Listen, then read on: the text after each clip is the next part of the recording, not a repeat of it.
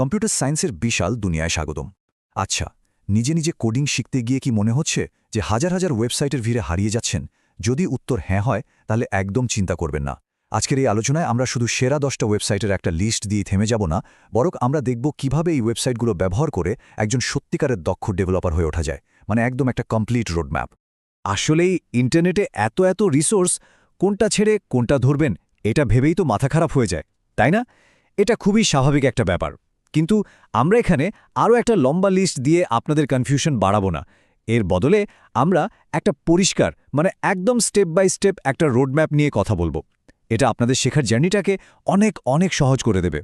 তাহলে চলুন দেখে নিই আজকে আমরা কি বিষয় নিয়ে কথা বলবো। প্রথমে আমরা একটা সিএস লার্নিং টুলকিট তৈরি করব। এরপর আমরা দেখব ফাউন্ডেশন তৈরির প্রথম ধাপগুলো কি। তারপর আমরা চলে যাব প্র্যাকটিস এবং কমিউনিটির জগতে, কিভাবে প্রতিযোগিতায় অন্যদের চেয়ে এগিয়ে থাকা যায় সেটাও দেখব। আর সবশেষে এই সব কিছু মিলিয়ে একটা পারফেক্ট সাপ্তাহিক স্টাডি প্ল্যান বানাবো। তো আমাদের প্রথম সেকশন, আপনার সিএ শেখার টুলকিট। ব্যাপারটা ঠিক এরকম। ধরুন একজন মেকানিকের যেমন একটা টুলবক্স থাকে যেখানে সব দরকারি যন্ত্রপাতি থাকে, ঠিক তেমনি কম্পিউটার সায়েন্স ভালোভাবে শেখার জন্যও আমাদের একটা টুলকিট দরকার। এই অংশে আমরা থিওরি থেকে কিভাবে প্র্যাকটিসে যাওয়া যায় সেই টুলগুলো নিয়েই কথা বলবো।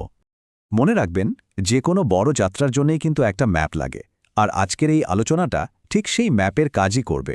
এটা শুধু কয়েকটা ওয়েবসাইটের লিস্ট না, এটা হলো কম্পিউটার সায়েন্স শেখার জন্য আপনার পার্সোনাল গাইড।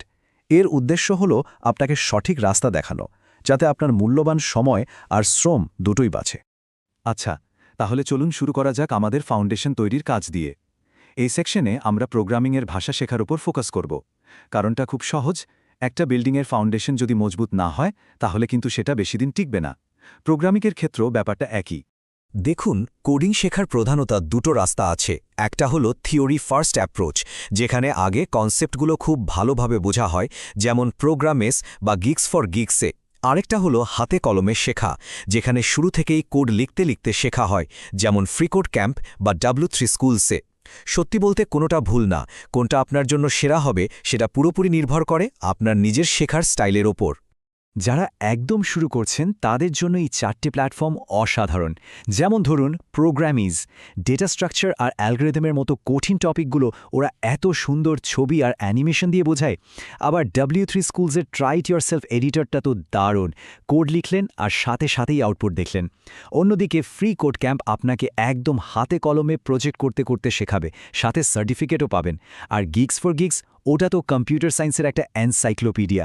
যে কোনো টপিকের গভীরে যেতে চাইলে এর কোনো বিকল্প নেই।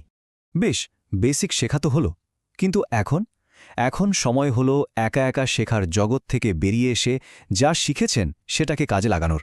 আর এর জন্য দরকার একটা কমিউনিটি। কারণ প্রোগ্রামিং কিন্তু শুধু একা করার জিনিস না, এটা একটা টিম গেমও বটে। চলুন দেখি কিভাবে অন্যদের সাথে কানেক্ট হওয়া যায়। আর কমিউনিটিতে যুক্ত হওয়ার কথা বললেই প্রথমে যে নামটা আসে সেটা হলো গিটহাব। গিটহাব কি? সহজ ভাষায় এটা হলো প্রোগ্রামারদের জন্য একটা সোশ্যাল মিডিয়ার মতো, যেখানে তারা তাদের কোড শেয়ার করে, একসাথে প্রজেক্টে কাজ করে। এটাকে আপনার ডিজিটাল সিভি বা পোর্টফোলিও বলতে পারেন। আজকাল প্রায় সব কোম্পানি আপনার স্কিল যাচাই করার জন্য আপনার গিটহাব প্রোফাইল দেখতে চায়। এটা শুধু কোড রাখার জায়গা নয়, এটা কোলাবোরেশনের কেন্দ্রবিন্দু। কিন্তু আসল ম্যাজিকটা কোথায় জানেন? স্টুডেন্টদের জন্য গিটহাবের আছে এক দারুণ অফার। গিটহাব এডুকেশন স্টুডেন্ট ডেভেলপার প্যাকের মাধ্যমে আপনি গিটহাব কোপাইলটের মতো শক্তিশালী AI tool, cloud based coding environment মানে কোড স্পেসেস, এগুলো সবই একদম বিনামূল্যে ব্যবহার করতে পারবেন। ভাবা যায়, হাজার হাজার ডলারের প্রফেশনাল টুলস সব আপনার হাতের মুঠোয়। এবার আসি আরেকটা লাইফ সেভার টুলের কথায়, স্ট্যাক ওভারফ্লো। প্রোগ্রামিং করতে গিয়ে সমস্যায় পড়েননি এমন ডেভেলপার খুঁজে পাওয়া যাবে না। আর যখনই আপনি কোনো সমস্যায় আটকে যাবেন, স্ট্যাক ওভারফ্লো হলো আপনার ডাক্তার। এটা শুধু একটা প্রশ্ন উত্তরের সাইট না, এটা হলো সব ডেভেলপারের জন্য একটা লাইফলাইন। বিশ্বাস করুন, আপনার ৯৯% সমস্যার সমাধান অলরেডি এখানে আছে। তবে স্ট্যাক ওভারফ্লো ব্যবহার করারও কিন্তু একটা নিয়ম আছে। এটা শেখাটাও একটা বড় স্কিল। কোনো প্রশ্ন করার আগে প্রথম কাজ হলো ভালো করে সার্চ করা। কারণ খুব সম্ভবত আপনার মতো একই সমস্যায় অন্য কেউ আগেই পড়েছে এবং তার সমাধানও দেয়া আছে। যদি সার্চ করে না পান, তখন একটা ভালো প্রশ্ন করুন। মানে আপনার প্রশ্নের টাইটেলটা পরিষ্কার রাখুন, সমস্যাটা গুছিয়ে বলুন, আর অবশ্যই আপনার কোডে যে অংশে সমস্যা হচ্ছে সেটা দিন। দেখবেন কত দ্রুত সাহায্য পাচ্ছেন। আচ্ছা, বেসিক শেখা হলো, কমিউনিটিতেও জয়েন করলেন। এবার চলুন খেলাটাকে আরেক লেভেলে নিয়ে যাওয়া যাক। আমরা এখন কথা বলবো কম্পিটিটিভ প্রোগ্রামিং নিয়ে। এটা হলো আপনার প্রবলেম সলভিং স্কিলের আসল পরীক্ষা। মানে এখানে শুধু সমস্যার সমাধান করলেই হবে না, প্রচণ্ড চাপের মধ্যে থেকে সবচেয়ে কম সময় আর সবচেয়ে ভালোভাবে করতে হবে। এই কথাটা আমার খুব পছন্দের। কম্পিটিটিভ প্রোগ্রামিং হল সফটওয়্যার ইঞ্জিনিয়ারিংয়ের ফর্মুলা 1। কথাটা একবার ভাবুন তো। ফর্মুলা 1-এ যেমন গতি, পারফরম্যান্স আর নির্ভুলতার খেলা, কম্পিটিটিভ প্রোগ্রামিংও ঠিক তাই। এখানে সেকেন্ডের ভগ্নাংশ অনেক গুরুত্বপূর্ণ। কম্পিটিটিভ প্রোগ্রামিংয়ের জগতে এই 3টে প্ল্যাটফর্মকে বিগ 3 বলা হয়। প্রত্যেকটার কিন্তু আলাদা আলাদা চরিত্র আছে। যেমন কোড ফোর্সেস হলো হাই প্রেশার, ফাস্ট পেসড কন্টেস্টের জন্য বিখ্যাত। অ্যাডকোডরের প্রশ্নগুলো খুবই শিক্ষামূলক আর দারুণ কোয়ালিটির হয়। আর কোড শেফে আপনি একটু লম্বা সময় ধরে, মানে কয়েকদিন ধরে চলা চ্যালেঞ্জে অংশ নিতে পারবেন। আপনার পছন্দ অনুযায়ী বেছে নিতে পারেন। আর যদি আপনি অ্যালগোরিদমে মাস্টার হতে চান, তাহলে একটা জিনিস আপনাকে করতেই হবে, সেটা হলো CSES প্রবলেম সেট। এটাকে কম্পিটিটিভ প্রোগ্রামারদের বাইবেল বলা হয়। এখানে প্রায় 300-র বেশি সমস্যা আছে, যেগুলো সলভ করতে পারলে কম্পিটিটিভ প্রোগ্রামিংয়ে ব্যবহৃত প্রায় 95% অ্যালগোরিদম আপনার শেখা হয়ে যাবে। এটা আপনার ফাউন্ডেশনকে পাথরের মতো শক্ত করে দেবে। আর যারা স্বপ্ন দেখেন একদিন বিশ্বের সেরা প্রোগ্রামারদের সাথে প্রতিযোগিতা করার, তাদের জন্য রয়েছে এই মেজর লিগ কন্টেস্টগুলো। যেমন ICPC হলো ভার্সিটির স্টুডেন্টদের জন্য অলিম্পিকের মতো। তারপর আছে মেটার ফেসবুক হ্যাকার কাপ, টপকোডার ওপেন।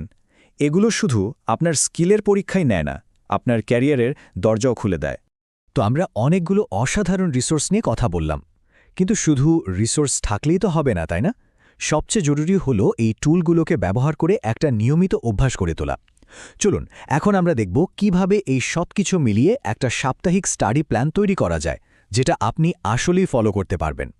এই স্টাডি প্ল্যানটাকে আমরা রেটিং অনুযায়ী 3টে ভাগে ভাগ করতে পারি।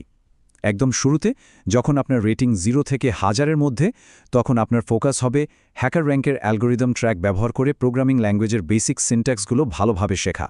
এরপর যখন আপনি আরেকটু অভিজ্ঞ হবেন, মানে আপনার রেটিং 1000 থেকে 1600-র মধ্যে যাবে, তখন অ্যাডকোডার বিগিনার কন্টেস্টগুলোতে অংশ নিয়ে বাইনারি সার্চ, ডিপির মতো কোর প্যাটার্নগুলো শিখবেন। আর যখন আপনি একজন স্পেশালিস্ট হয়ে উঠবেন, মানে রেটিং 1600 ছাড়িয়ে যাবে, তখন কোড ফোর্সেসের ডিভিশন 2 কন্টেস্টে গ্রাফ থিওরির মতো অ্যাডভান্সড টপিক নিয়ে কাজ করবেন। দেখুন কি সুন্দর একটা স্টেপ বাই স্টেপ গাইডলাইন। তাহলে আপনার সাপ্তাহিক রুটিনটা কেমন হতে পারে? এখানে একটা স্যাম্পল রুটিন দেওয়া হলো। ধরুন সোম আর মঙ্গলবার আপনি গিগস ফর গিগস বা প্রোগ্রামিংস থেকে নতুন একটা ডেটা স্ট্রাকচার বা অ্যালগোরিদম শিখলেন। বুধ আর বৃহস্পতিবার লিড কোড বা হ্যাকার র্যাঙ্কে সেই টপিকের উপর 5-10টা প্রবলেম সলভ করলেন। শুক্রবার সারা সপ্তাহের কাজগুলো একবার রিভিউ করে গিটহাবে একটা ছোট প্রজেক্ট পুশ করলেন। শনিবার অ্যাডকোডার বা কোড ফোর্সেসে একটা লাইভ কন্টেস্টে অংশ নিলেন। আর রবিবার ওই কন্টেস্টে যে কঠিন সমস্যাটা আপনি পারেননি সেটা সমাধান করার চেষ্টা করলেন। দেখুন, থিওরি, প্র্যাকটিস, প্রজেক্ট, কন্টেস্ট সবই আছে। একটা কথা মনে রাখবেন, আসল উন্নতি কিন্তু কন্টেস্টের সময় হয় না, হয় কন্টেস্টের পরে। সবসময় চেষ্টা করবেন কন্টেস্টে যে প্রবলেমটা আপনি শেষ করতে পারেননি সেটা পরে নিজে নিজে সলভ করার। এই অভ্যাসটাকেই বলে আপসলভিং, আর এটাই আপনার স্কিল বাড়ানোর সবচেয়ে কার্যকরী উপায়। সবশেষে একটা কথা, এটা একটা রোড ম্যাপ, কোনো দৌড় প্রতিযোগিতা নয়। এখানে গতির চেয়েও ধারাবাহিকতা অনেক বেশি জরুরি। তাড়াহুড়ো না করে প্রতিদিন অল্প অল্প করে এগিয়ে যান, দেখবেন একসময় ঠিকই লক্ষ্যে পৌঁছে গেছেন। তাহলে আজকের আলোচনার মূল বিষয়গুলো কি কি? 1. একটা শক্ত ফাউন্ডেশন দিয়ে শুরু করুন। 2. সাহায্য চাইতে এবং একসাথে কাজ করতে কমিউনিটি ব্যবহার করুন। 3. লিড কোড, হ্যাকার র্যাঙ্কের মতো প্ল্যাটফর্মে নিয়মিত অনুশীলন করে নিজের স্কিল বাড়ান। আর 4. সবকিছুকে একটা ধারাবাহিক সাপ্তাহিক রুটিনের মধ্যে নিয়ে আসুন। এখন তো আপনার হাতে সঠিক ম্যাপ আর সব দরকারি টুলস চলে এসেছে।